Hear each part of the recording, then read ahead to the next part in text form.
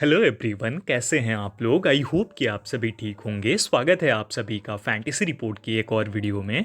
इस वीडियो में हम कवर करने वाले हैं आईसीसी चैंपियंस ट्रॉफी 2025 का दूसरा सेमीफाइनल मैच, जो कि खेला जाएगा साउथ अफ्रीका और न्यूजीलैंड के बीच में। यह मैच खेला जाएगा 5 मार्च 2025 को भारतीय समय अनुसार दोपहर 2:30 से, और इसकी वेन्यू है गद्दाफी स्टेडियम, लाहौर, पाकिस्तान। इस मैच की कंप्लीट फैंटेसी प्रिडिक्शन के साथ मैं आ गया हूं। इस वीडियो में आप लोगों को वो सभी शानदार स्टैट्स बताने वाला हूं जिसे अगर आप जान लेते हो और जिसे आप समझ लेते हो तो आप अपनी बेस्ट कॉम्बिनेशन बनाओगे, स्मॉल लीग में भी और ग्रैंड लीग में भी। लेकिन उसके लिए आपको ये पूरी वीडियो देखनी होगी लास्ट तक। अगर आप वीडियो को देखते हो तो ये मेरी गारंटी है कि आप विन करके जाओगे और सीख कर जाओगे।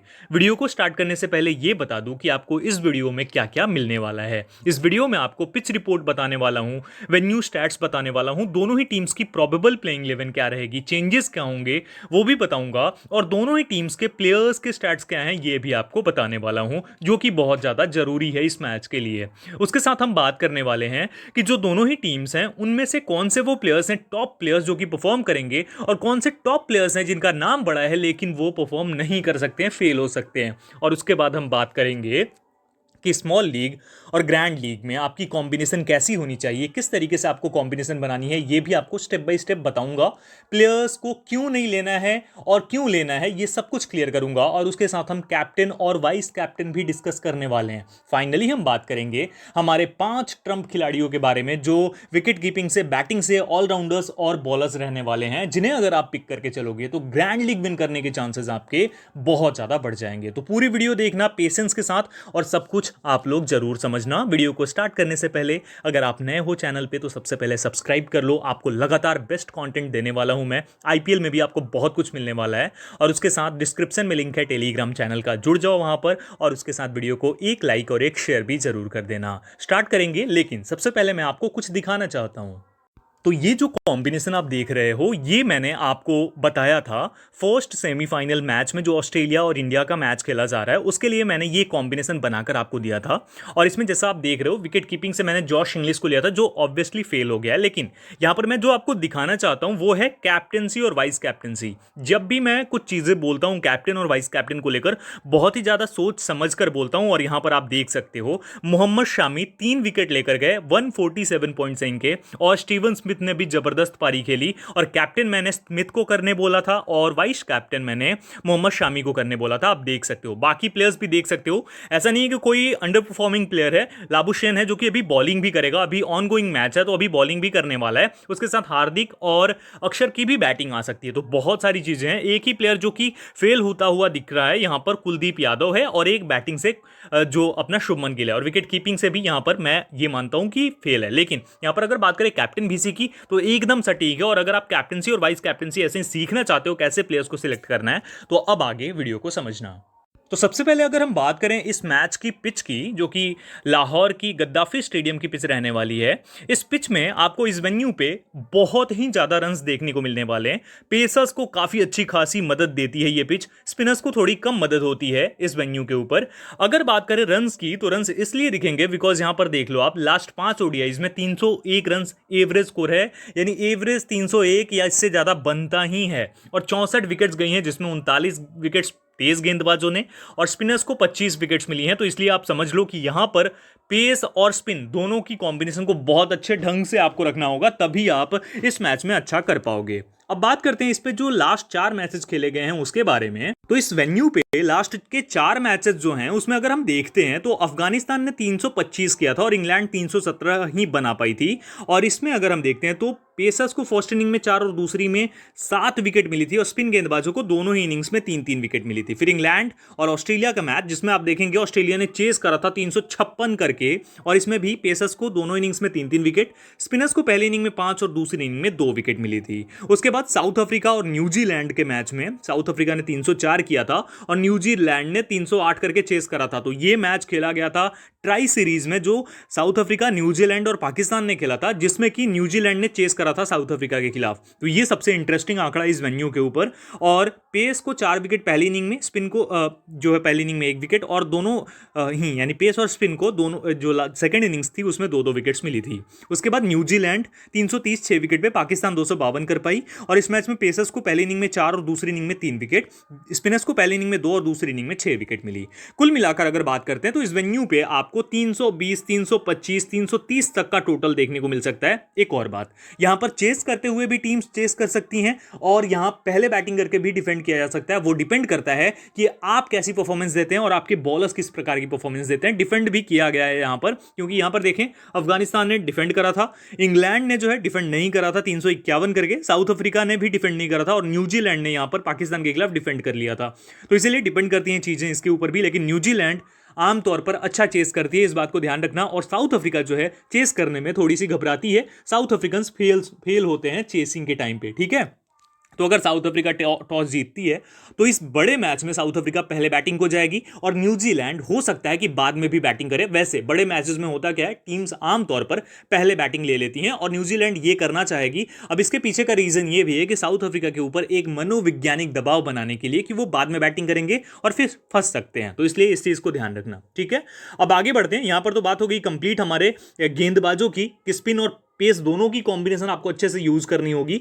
अब हम बात करते हैं कि जो दोनों ही टीम्स हैं उनकी प्रोबेबल्स क्या हैं, यानी दोनों ही टीम्स के जो 11 खिलाड़ी आपको मैदान पर दिखेंगे वो कौन से 11 खिलाड़ी रहेंगे। सबसे पहले साउथ अफ्रीका, रियान रिकल्टन। अब इनके स्टैट्स आप देख सकते हो और पाकिस्तान में तो बहुत ही जबरदस्त तरीके के स्टैट्स हैं। यहां पर सेंचुरी भी कर चुके हैं। ये ओपन करेंगे टेम्बा बवूमा के साथ, जिनके स्टैट्स भी जबरदस्त हैं। रासी वान डर डसन नंबर 3 पे खेलेंगे, Heinrich Klaasen, Aiden Markram number 5 पे, David Miller, Marco Jansen, Wiaan Mulder, Keshav Maharaj, Kagiso Rabada और लुंगी एंगीडी, ये इनकी प्रोबेबल प्लेइंग 11 रह सकती है। इनके बेंच पे ट्रिस्टन स्टब्स दिख सकते हैं, तबरेज शमशी, कॉर्बिन बोस और टॉनी डी जॉर्जी दिखेंगे। वही न्यूजीलैंड की तरफ से विल यंग, आप इनके स्टैट्स देख लेना खुद से। Rachin Ravindra, Kane Williamson, Daryl Mitchell, Tom Latham, Glenn Phillips, Michael Bracewell, Mitchell Santner, Kyle Jamieson, William O'Rourke और मैट हेनरी आपको देखने को मिलेंगे। Jacob Duffy, Mark Chapman, Nathan Smith और डेवन कॉनवे, ये आपको बेंच पे देखने को मिल सकते हैं, ठीक है। तो ये प्रोबेबल्स होगी दोनों ही टीम्स की और दोनों ही टीम्स जबरदस्त रहने वाली है। अब अगर हम बात करते हैं कि जो दोनों ही टीम्स के प्लेयर्स हैं उनमें परफॉर्मेंस क्या है, यानी कि प्लेयर्स की परफॉर्मेंस वेन्यू पे क्या है, सबसे पहले समझते हैं। बैटर्स में टॉप बैटर है इस वेन्यू के ऊपर केन विलियमसन, 2 मैच में 191 रन और आउट नहीं हुआ है, तो एवरेज 191 की है। ग्लेन फिलिप्स ने 2 मैचेस में 134 किया है यहां पर। डेवन कॉनवे ने 1 मैच में 97 किया है, तो हो सकता है कि डेवन कॉनवे को चांस मिल जाए और डिराइल मिचेल को ड्रॉप भी कर सकती है न्यूजीलैंड की टीम। वियान मोल्डर 1 मैच में 64 रन हैं, रासी वान डर डसन 1 मैच में 52 रन हैं। तो ये टॉप बैटर्स हैं। बॉलर्स की बात करें, मैट हेनरी ने 2 मैच में इस वेन्यू पे 5 विकेट लिया है और सैंटनर ने 2 मैच में 3 विकेट लिया है। प्लेयर्स की परफॉर्मेंस टीम के खिलाफ, रासी वान डर डसन 200 की एवरेज है न्यूजीलैंड के खिलाफ। डेविड मिलर की बात करते हैं तो 14 मैचेस में 24 की एवरेज है। एडन मार्करम 2 मैच में 44 की एवरेज। रबाडा 8 मैच में 13 विकेट ले चुके हैं न्यूजीलैंड के खिलाफ। केन विलियमसन साउथ अफ्रीका के खिलाफ 57 की एवरेज है। टॉम लैथम की 12 मैचेस में 20 की एवरेज है साउथ अफ्रीका के खिलाफ, ध्यान रखना। डेवन कॉनवे 2 मैच में 49 की एवरेज और मिचेल सैंटनर 8 मैच में 6 विकेट ले चुके हैं साउथ अफ्रीका के खिलाफ, ठीक है। बात करते हैं प्लेयर बैटल की। वियान मोल्डर रोरकी की 9 गेंदों में 14 रन करके 1 बार आउट। वमुमा रूरकी की 13 गेंदों में 15 रन और 1 बार out. Daryl Mitchell Keshav Maharaj की 3 गेंद में 1 बार out. Devon Conway Marco Jansen की 6 गेंद में 2 रन और 1 बार आउट। और मिचेल सैंटनर केशव महाराज की 7 गेंदों में 6 रन और 1 बार आउट। टॉम लैथम रबाडा की 10 गेंदों में 1 रन करके और 1 बार out. Rachin Ravindra Marco Jansen की 12 गेंदों में 7 रन और 1 बार आउट। लास्ट मैच जो खेला था साउथ अफ्रीका के खिलाफ न्यूजीलैंड ने चेस करा था और वहीं पर बात करें उसके बाद के मैच की तो उसमें भी आप देख सकते हो कि साउथ अफ्रीका ने 357 कर दिया था। उससे पहले साउथ अफ्रीका 241, न्यूजीलैंड 245 और फिर साउथ अफ्रीका ने चेस करता है। यानी 4 मैचेस में लास्ट 2-2 का आंकड़ा रहा है दोनों ही टीम्स का एक दूसरे के खिलाफ, तो इस बात को भी ध्यान रखना।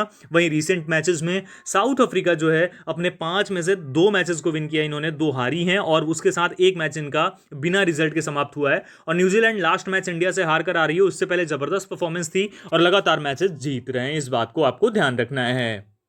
ना हम बात करते हैं कि हमारी कॉम्बिनेशन किस प्रकार की होगी। अब यहाँ से ध्यान से समझना सारी चीज़ों को, सारे स्टैट्स मैंने आपको बता दिया है, अब ध्यान से समझना। सबसे पहले बात करते हैं हम कि हमारी जो स्मॉल लीग की या फिर सेफ टीम होगी वो हम कैसे बनाएंगे, हमारी कॉम्बिनेशन क्या रहनी चाहिए। तो देखो, विकेट कीपिंग से अगर हम बात करें ना, टॉम लैथम की जो एवरेज है 24 की है साउथ अफ्रीका के खिलाफ, ये आपने देखा होगा।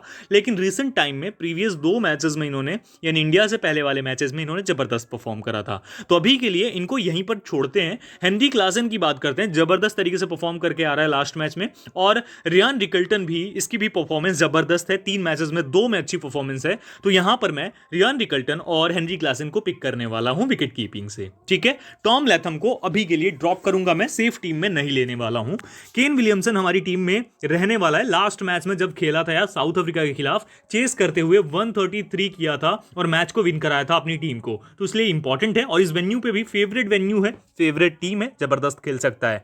उसके बाद रचिन रविंद्रा की अगर हम बात करते हैं, लास्ट मैच के आंकड़े देखेंगे 47 पॉइंट्स, लेकिन with the ball with the bat बहुत ही जबरदस्त प्लेयर है और न्यूजीलैंड की तरफ से बहुत इंपॉर्टेंट एसेट है ये, इसीलिए हम इसे पिक करके चलेंगे। टेम्बा को ड्रॉप करना है आपको।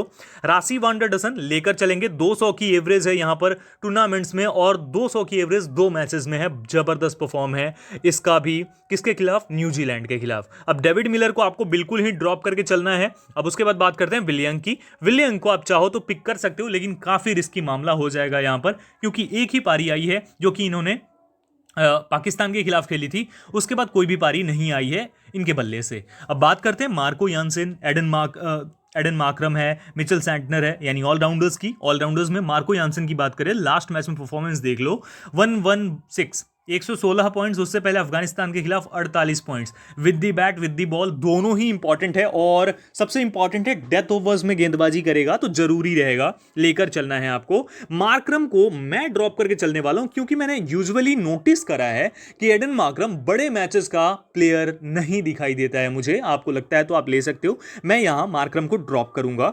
मैं उसके बाद पिक करके चलने वाला हूं इस मैच में माइकल ब्रेसवेल को। अब यहां देखो, व्यान मुल्डो, ये भी बहुत ही जबरदस्त प्लेयर है और मैं इसे पिक करके चलूंगा अपनी टीम में। उसके बाद हम यहां पर पिक करने वाले हैं एक और प्लेयर, ग्लेन फिलिप्स को। फिलिप्स का एवरेज, फिलिप्स के स्टैट्स और सबसे इंपॉर्टेंट फील्ड से ये पॉइंट्स आपको दे देता है। यानी ये बैटिंग या बॉलिंग में कुछ नहीं कर पाया तो ये फील्डिंग से आपको उतने पॉइंट्स दे देगा जितने आपको चाहिए, तो ये बहुत इंपॉर्टेंट है। और उसके बाद भी अगर आप किसी को पिक करना चाहते हो तो आपके पास सैंटनर है, लेकिन मैं सैंटनर को नहीं लूंगा इस मैच के लिए। अब आ जाते हैं यहां पर बॉलिंग पे।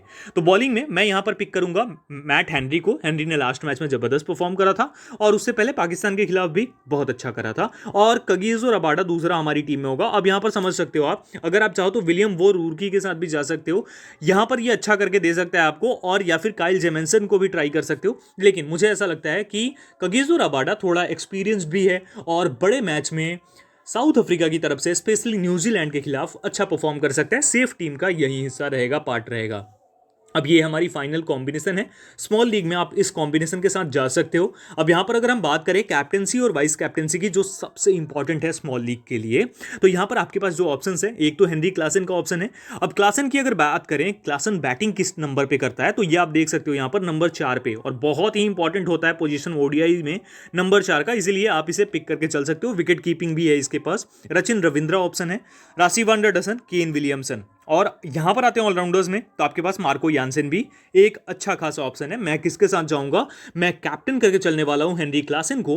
और यहां पर ध्यान देना, हेनरी क्लासन अगर पहले बैटिंग करती है साउथ अफ्रीका तो ज्यादा इफेक्टिव होगा। ठीक है, तो यहां पर पहले बैटिंग की अगर बात करें, न्यूजीलैंड चेस कर रही है, तो उस टाइम पर हम केन विलियमसन के साथ एज अ वाइस कैप्टन जाने वाले हैं, और ये हमारी फाइनल कॉम्बिनेशन रहेगी। लेकिन सपोज करो न्यूजीलैंड पहले बैटिंग करती है और साउथ अफ्रीका चेस कर रही है, तो उस टाइम पर कैप्टन होगा हमारा केन विलियमसन, और वाइस कैप्टन जिस प्लेयर को मैं करके चलूंगा वो होगा रचिन रविंद्रा, यानी दोनों ही न्यूजीलैंड की तरफ से। तो ये हमारी फाइनल कॉम्बिनेशन होगी। किसके लिए? हमारी ये कॉम्बिनेशन है स्मॉल लीग के लिए, सेफ टीम के लिए। अब हम बात करते हैं ग्रैंड लीग की और रिस्की टीम्स की। अब बात करते हैं हम कि हमारी कॉम्बिनेशन जो है रिस्की टीम अगर हम बनाते हैं तो किस प्रकार से होगी। यानी ग्रैंड लीग की 2 टीम्स बताने वाला हूं, एक तो साउथ अफ्रीका की पहले बैटिंग आ जाए और न्यूजीलैंड चेस करे तो, और दूसरी अगर न्यूजीलैंड की पहले बैटिंग आ जाए, साउथ अफ्रीका चेस कर रही हो, तो कैसे हम कॉम्बिनेशन अपनी तैयार करेंगे। तो सबसे पहले बात करते हैं पहले सिनेरियो का, यानी कि साउथ अफ्रीका की अगर पहले बैटिंग आती है और न्यूजीलैंड चेस करती है तो हमारी कॉम्बिनेशन में जो प्लेयर्स होंगे विकेट कीपिंग से हेनरी क्लासन और रियान रिकल्टन होने वाले हैं। बैटर्स में एक तो मैं यहां पर लेकर चलने वाला हूं केन विलियमसन को, दूसरा रचिन रविंद्रा रहेगा और तीसरा जो प्लेयर रहेगा रासी वांडर डसन, क्योंकि पहली इनिंग्स में साउथ अफ्रीका की बैटिंग आ रही है।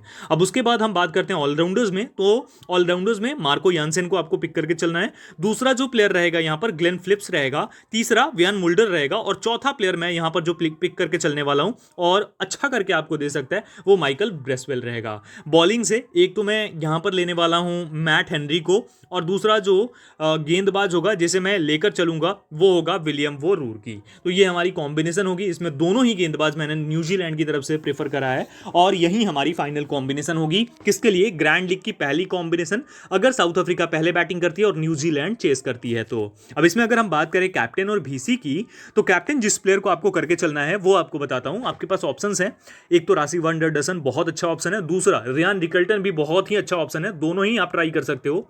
अब उसके बाद जो ऑप्शन आपके पास है वो है यहां पर वियान मुल्डर का और मार्को यानसेन का। बॉलिंग से अगर बात करें तो आप यहां मैट हेनरी के साथ जा सकते हो। मैं किसे बैक करने वाला हूं इस मैच के लिए, अगर पहले बैटिंग आ जाती है साउथ अफ्रीका की तो उस टाइम पर मैं कैप्टनसी जिस प्लेयर को देकर चलूंगा जो कि अच्छा करके आपको दे सकता है, इसलिए मैं ये बात बोल रहा हूं, वो यहां रहेगा रासी वांडर डसन पहले बैटिंग करते टाइम। और दूसरा जो हमारा वाइस कैप्टन रह सकता है, जो हमारी टीम में वाइस कैप्टनसी के किरदार को अच्छे से निभा सकता है, वो यहां पर रह सकता है वियान मुल्डर। वियान मुल्डर भी with the bat with the ball, और ये थोड़ी सी हट के कॉम्बिनेशन है। इसमें कैप्टन भी सी आप अपने हिसाब से बाकी जो ऑप्शंस मैंने बताया उन्हें भी ट्राई कर सकते हो। ये मेरी कॉम्बिनेशन होगी कैप्टनसी और वाइस कैप्टनसी की जब साउथ अफ्रीका पहले बैटिंग करेगी। अब हम बात करते हैं कि अगर न्यूजीलैंड की पहले बैटिंग आ जाती है और साउथ अफ्रीका चेस कर रही है तो उस सिनेरियो में हम क्या करने वाले हैं। तो हमारी कॉम्बिनेशन में उस सिनेरियो में क्या होने वाला है तो देख लेना। यहां पर मैं पिक करके चलूंगा विकेट कीपिंग से टॉम लैथम को और दूसरा जो विकेट कीपर बैटर रहेगा वो हेनरी क्लासन रहेगा। रियान रिकल्टन को मैं ड्रॉप करने वाला हूं। बैटर्स में एक तो यहां से हम पिक करके चलेंगे रचिन रविंद्रा को, दूसरा केन विलियमसन, और जो थर्ड जो बैटर हम पिक करके चल सकते हैं और जिसके साथ आप जाते हो तो अच्छा करके दे सकते हैं आपको, वो टेम्बा बवूमा है अगर खेलता है तो। अगर खेलता है तो मैं अगेन ये बात रिपीट कर रहा हूं। उसके बाद ऑलराउंडर्स की बात करते हैं। ऑलराउंडर्स में अगर साउथ अफ्रीका की पहले बैटिंग है मार्को यानसेन आएगा, उसके साथ हम अगर न्यूजीलैंड की पहले बैटिंग है तो सॉरी, और उसके बाद हम दूसरा जो प्लेयर बात करें दूसरे प्लेयर की वो ग्लेन फिलिप्स रहने वाला है। ग्लेन फिलिप्स को आपको मिस नहीं करना है। तीसरा अगर न्यूजीलैंड की बाद में बॉलिंग आ जाती है तो उस सिचुएशन के अंदर मिचेल सैंटनर बहुत ही कारगर रहने वाला है और वियान मुल्डर को आपको लेकर चलना है। वियान मुल्डर को आप चाहो तो ड्रॉप भी कर सकते हो या मिचेल सैंटनर को भी ड्रॉप कर सकते हो। और बॉलिंग से यहां पर आपके पास ऑप्शंस हो जाते हैं, तो एक तो मैट हेनरी, अगर न्यूजीलैंड की जो है बाद में भी बॉलिंग आती है तो मैट हेनरी इंपॉर्टेंट हो सकता है। उसके साथ दूसरा जो प्लेयर है जो जिसपे आप बैक कर सकते हो विलियम वो रूरकी है, और तीसरा विलियम जो लुंगी एंगीडी है, लुंगी एंगीडी को भी ट्राई किया जा सकता है। लेकिन बड़ा मैच है इसलिए यहां पर अगर आप देखोगे केशव महाराज के भी स्टैट्स अच्छे हैं तो केशव महाराज को भी आप ट्राई कर सकते हो। लेकिन मैं जिसके साथ जाऊंगा वो होगा कगिसो रबाडा। थोड़ी सी सेफ टीम जा रही है लेकिन यही कॉम्बिनेशन मैं ट्राई करने वाला हूं। ग्रैंड लीग की सेकंड कॉम्बिनेशन है और इसमें अगर बात करें पहले न्यूजीलैंड की बैटिंग और बाद में जो है वो आती है साउथ अफ्रीका की बैटिंग। अब इसमें सवाल उठता है कैप्टन वीसी किसे करें। तो एक ऑप्शन है आपके पास यहाँ पर टॉम लैथम का, न्यूजीलैंड की पहले बैटिंग आती है तो। दूसरा ऑप्शन आपके पास केन विलियमसन का है। तीसरा आपके पास ऑप्शन है टेम्बा बवूमा, जी हाँ। चौथा वियान मुल्डर और ग्लेन फिलिप्स, और उसके साथ बात करें तो यहां पर बॉलिंग से भी किसी को ट्राई कर सकते हो। मैं किसके साथ जाऊंगा ये आप जानना चाह रहे होंगे, तो यहां पर मेरा जो कैप्टन रहेगा वो ग्लेन फिलिप्स रहने वाला है और जिस प्लेयर को मैं एज वाइस कैप्टन लेकर चलने वाला हूं और मुझे बहुत ज़्यादा एक्सपेक्टेशन है इस प्लेयर से, वो है यहां पर वियान मुल्डर। ये हमारी कॉम्बिनेशन होगी फाइनल। ये कब? जब न्यूजीलैंड पहले बैटिंग करेगी और साउथ अफ्रीका चेस करेगी। तो फाइनली हम बात करते हैं कि 5 वो टॉप ट्रम्प कार्ड प्लेयर्स कौन से रह सकते हैं इस मैच में।